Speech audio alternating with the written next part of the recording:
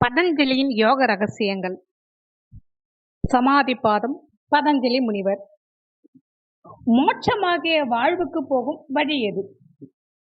இந்த உலகத்தில் ஆனந்தமாகவும் அமைதியாகவும் வாழ்வது எப்படி ஆகியவற்றை மிக துல்லியமாக விளக்குவது பதஞ்சலி யோகம். பதஞ்சலியின் தாய். யோக நெறிய மனித குலத்திற்கே தந்தவர் ஹிரண்யர் கர்ப்பர். அவைகளை சூத்திரங்களாக்கி வைத்தவர் பதஞ்சலி முனிவர். அந்த காலத்தில் கல்வி எழுதி வைத்து படிக்கப்படவில்லை. குருவின் வாய்மொழி மூலமாகவே சீடர்கள் கற்றுக்கொண்டனர். நேற்று சொன்னவற்றை மறுநாள் பாடம் கேட்டு நினைவில் நிறுத்தி கொண்டனர். பிறகு புதியவற்றை கற்றனர்.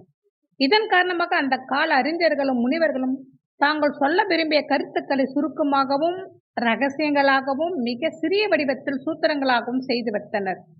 அப்படி சூத்திரங்கள் வடிவத்தில் செய்யப்பட்ட நூல்தான் பதஞ்சலி முனிவர் எழுதிய யோக சூத்திரங்கள்.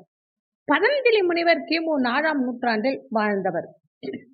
யோக கருத்துக்களை பிரம்ம சூத்திரமாக வியாச பகவானும் பக்தி சூத்திரத்தை நாரதரும் செய்திருப்பதைப் போலவே பதஞ்சலி யோக ரகசியங்களை சூத்திரங்களாக செய்து தந்திருக்கின்றார். பதஞ்சலி முனிவர் ஆதிசேஷனின் அவதாரம் என்றும் சொல்லப்படுகிறார். ஆதிசேஷன் மகாவிஷ்ணு படுக்கையாவார். அத்திரி முனிவருக்கும் கோணிகாவுக்கும் பிறந்தவர் பதஞ்சலி. இதன் காரணமாக அத்திரியர் என்றும் கோணிகாவின் பிள்ளை என்பதால் கோணிகா புத்திரர் என்றும் இவர் அழைக்கப்படுகிறார். அத்திரி முனிவரின் மனைவி அனுஷியா தேவியின் கற்பை சோதிடவும் அவளின் சக்தியை அறிந்திடவும் விஷ்ணு, சிவன், பிரம்மா ஆகிய மூவரும் பூலோகம் வந்தனர். அத்திரி மகரிஷின் ஆசிரமத்திற்கு அனுஷியா தேவியின் கற்பை அறிந்திடவும் முனிவர்கள் வேடம் தாங்கி சென்றார்கள். அப்போது அத்திரி முனிவர் அந்த ஆசிரமத்தில் இல்லை. முனிவர்களை வரவேற்று உபசரித்து உணவளிப்பது இல்லாளின் பண்பல்லவா. எனவே அனுஷியா தேவியார் ஆசிரமம் வந்த முனிவர்களை அன்புடன் வரவேற்று உணவருந்துமாறு கேட்டுக்கொண்டு உபசரித்தார். அப்போதுதான் அந்த முனிவர்கள் அவளது கற்புக்கு பங்கம் விளைவிக்க வேண்டும் என்ற நோக்கில், நாங்கள் சரீரத்தில் பற்று கொண்டவர்களிடம் பிச்சை ஏற்க மாட்டோம். சரீரத்தில் பற்றற்றவர்களாக இருந்தால் நீ உடை அணிந்திருக்க மாட்டாய். எனவே நாங்கள் இங்கு உணவருந்த மாட்டோம் என்று கூறி எழுந்திருக்க ஆரம்பித்தார்கள். அதனை கண்டு அனுசுயா தேவி, முனிவர்களே சற்று பொறுங்கள் என்றார். பின் ஆசிரமத்தின் உள்ளே சென்று கையில் தீர்த்தத்தை எடுத்துக்கொண்டு வந்தார். மனதுக்குள், இவர்கள் கபட முனிவர்களாக இருந்தால் குழந்தைகளாக மாறக்கடுவது என்று சபித்து தீர்த்தத்தை அவர்கள் மேல் தெளித்தால் அவர்கள் மூவரும் பச்சிளம் குழந்தைகளாக உருமாறினர். உடனே அக்குழந்தைகளுக்கு பால் ஊட்டி உணவு ஊட்டினாள். பூலோகம் சென்ற தங்கள் கணவர் திரும்பி வராத காரணத்தினால் பார்வதி, லட்சுமி, சரஸ்வதி ஆகிய முப்பெரும் தேவியர்கள் பூலோகத்தில் உள்ள அத்திரி முனிவரின் ஆசிரமத்திற்குள் அனுசுயா தேவியை நாடி வந்தனர். எங்கள் கணவர் எங்கே என வினவினார். அவர்களுக்கு குழந்தையாக இருந்த மூவரையும் அனுசா தேவி காட்டினாள். ஐயோ, எந்த சாபம் இவர்களை குழந்தைகளாக மாற்றியது? அப்படி மாற்றியவர் யார் என்று பதறினர். உடனே இவர்கள் மூவரும் கபட நாடகம் ஆடியதால் குழந்தைகளாக ஆனார்கள் என்பது அனுசுயா தேவி விளக்கினார். அப்போது மும்மூர்த்திகளும் சுயபுருவம் பெற்றனர். தம்பதி சமையரா நின்று, உன்னுடைய கற்பு போற்றுதலுக்குரியது, கற்பினால் எதையும் சாதிக்க முடியும் என்று செய்தி காட்டினார் என்று கூறி வாழ்த்தி மறைந்தார்கள். அப்படிப்பட்ட கற்புக்கரசி அனுசுயா தேவிக்கும் அத்திரி முனிவருக்கும் பிறந்தவர்தான் பதஞ்சலி முனிவர். பதஞ்சலி முனிவருக்கு மானிட உடல் ரகசியத்தை பற்றி தந்தை அத்திரி முனிவர் உபதேசித்தார். ஆதிசேஷன் அவதாரமே பதஞ்சலி. ஒரு நாள் தில்லை அம்பலத்தில் உள்ள ஆயிரங்கால் மண்டபத்தில் அமர்ந்து தான் இயற்றிய வியாக்கரண சூத்திரத்தை சீடர்களுக்கு உபதேசிக்க எண்ணம் கொண்டிருந்தார் பதஞ்சலி முனிவர். எப்போதும் உடலை மறைத்துதான் சீடர்களுக்கு உபதேசம் செய்வார் அவர். ஆதிசேஷன் அவதாரம் என்பதால் 1000 தலைகளோடு தனது சீடர்களுக்கு பாடம் சொல்வது வழக்கம். 1000 மாணவர்கள் பாடம் கேட்பார்கள். பதஞ்சலி முனிவர் இருக்கும் இடத்தில் அவரை மறைத்து திரைச்சீலை தொங்கும். திரைக்கு வெளியே நின்று மாணவர்கள் பாடம் கேட்பார்கள். ஒரு நாள் இவர் பாடம் நடத்தும் போது ஒரு மாணவன் மட்டும் எழுந்து வெளியே போய்விட்டான். மற்றொரு மாணவன் தன்னுடைய ஆசிரியர் திரைக்கு உள்ளே இருந்து ஏன் பாடங்களை கற்றுத் தருகிறார், அப்படி என்ன ரகசியம் அங்கிருக்கிறது என்று அறியும் ஆவலில் திரையை விளக்கினான். பதஞ்சலி முனிவர் 1000 தலை கொண்ட ஆதிசேஷனாக அமர்ந்து பாடம் சொல்லிக் கொண்டிருந்தார்.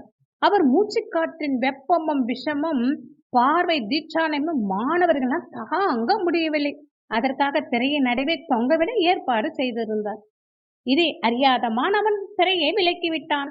அந்த காட்சியை கண்டு அவன் திடுக்கிட்டு அதிர்ச்சினால் இறந்து விழுந்தான். அது மட்டுமல்ல, அங்கிருந்த அத்தனை மாணவர்களும் ஆதிசேஷனின் மூச்சுக்காற்றின் விஷத்தை தாங்க முடியாமல் இறந்து போனார்கள். வெளியே சென்றிருந்த மாணவன் திரும்பி வந்தான். அவன் மட்டும் தான் தெய்வ செயலால் உயிர் பிழைத்திருந்தான். தான் சொல்லி தந்தவற்றை காப்பாற்றுவதற்கு ஒருவனாவது உயிரோடு இருக்கிறானே என்று பதஞ்சலி ஆனந்தப்பட்டார். இருந்த போதிலும் குருவின் பாடங்களை கேட்காமல் வகுப்பை விட்டு வெளியே சென்ற குற்றத்திற்காக அவனை கோபித்துக் கொண்டார். அந்த சீடன் தான் கௌடபாதர். அவருக்கு பதஞ்சலி முனிவர் தன் கற்ற வித்தைகளையும் வியாக்கரண சூத்திரத்தையும் கற்றுக் கொடுத்தார். ஒரு நாள் யோக சூத்திரத்தின் உள் ஆழ்ந்த மூலாதாரத்தில் கனலை எழுப்பி யோக சாதனையில் ஈடுபட்ட போது கௌடபாதருக்கு பதஞ்சலி முனிவர் தரிசனம் கொடுத்ததாக கூறப்படுகிறது. அதன் பின் பதஞ்சலி முனிவர் ராமேஸ்வரத்தில் ஜீவசமாதி ஆனார். பதஞ்சலி முனிவர் வியாழ பகவானின் ஆதிக்கம் பெற்றவராக இருக்கின்றார். அதனால் பதஞ்சலி முனிவரை வியாழக்கிழமை வழிபட்டால் குருதோஷ நிவர்த்தியை பெறலாம். சமாதி என்றால் அவருடைய யோக சூத்திரம் 4 பாதங்களாக பிரிக்கப்படுகிறது. சமாதி பாதம், சாதனா பாதம், விபூதி பாதம், கைவல்ய பாதம். சமாதி பாதம் என்றால் சமாதி பற்றிய தகவலா? நிச்சயமாக இல்லை. இறந்தவர்களை புதைத்து வைக்கின்ற இடமாகிய சமாதி பற்றி அவர் ஏதும் சொல்லவில்லை. இங்கே சமாதி என்பதற்கு தியானத்தின் முடிவாக அடைகின்ற பரமானந்த நிலை என்று பொருள். யோக முறைகள் பதஞ்சலி முன்னாலே இருந்திருக்கின்றன. அவர் அவற்றை வகுத்தும் தொகுத்தும் எளிமைப்படுத்தியும் கொடுத்திருக்கின்றார். அவர் தொகுத்த இந்த யோக முறைகள் எந்த மதத்திற்கும் பொருந்தும். இது இந்து மதத்தினருக்கு மட்டுமே சொந்தம் என வேலி கட்ட வேண்டிய அவசியமில்லை. எந்த மதத்தை சார்ந்தவராக இருந்தாலும் யோக நெறியை பயிற்சி பெறலாம். அதனால்தான் மன நிம்மதி, ஐஸ்வர்யங்கள் ஆகிய பயன்களை பெறலாம். கடவுளுடன் இணையலாம். பதஞ்சலியின் யோக சூத்திரங்களை பல முனிவர்கள், அறிஞர்கள் உரையில் எழுதியிருக்கின்றனர். முதலாக உரை எழுதியவர் வியாச முனிவர். அதுவே அடிப்படையானது. இந்த உரை சாங்கிய சிந்தனைகள் தொடர்ச்சியாக யோகத்தை பார்க்கும் புதிய பார்வையாகும். வாசுபதி பிசரரின் விசாராதி என்ற உரையும் புகழ்பெற்ற உரையாகும். இதை தவிர விஞ்ஞான பிட்சுவும் 10ஆம் நூற்றாண்டில் போஜரும் யோகத்திற்கு விளக்க உரைகள் எழுதியிருக்கிறார்கள். யோகத்தை செய்வதால் ஒரு யோகி அடையும் பயனை முதலில் சொல்லும் விவரங்கள் சமாதி என்பதிலும் அதை அடையும் வழியாகிய நெறிமுறைகள் சாதனா பாதம் என்பதிலும் பதஞ்சலி விளக்கியிருக்கிறார். சமாதி பாதத்தில் ஒழுங்காக செய்யப்பட்ட தியானத்தின் மூலமாக ஒரு யோகி அடைகின்ற சமாதிகள் பற்றி விவரங்களை அறியலாம். சாதனா பாதத்தில் அந்த சமாதியை நோக்கி செய்ய வேண்டிய செயல்முறைகள், ஒழுக்க விதிகள், இதை எப்படி சாதிப்பது ஆகியன கூறப்பட்டுள்ளன. விபூதி பாதத்தில் இந்த யோகத்தின் மூலமாக இடையில் கிடைக்கும் அபூர்வ ஆற்றல்கள், சித்திகள், ரித்திகள் ஆகியவற்றை பற்றி தெரிவிக்கின்றார்.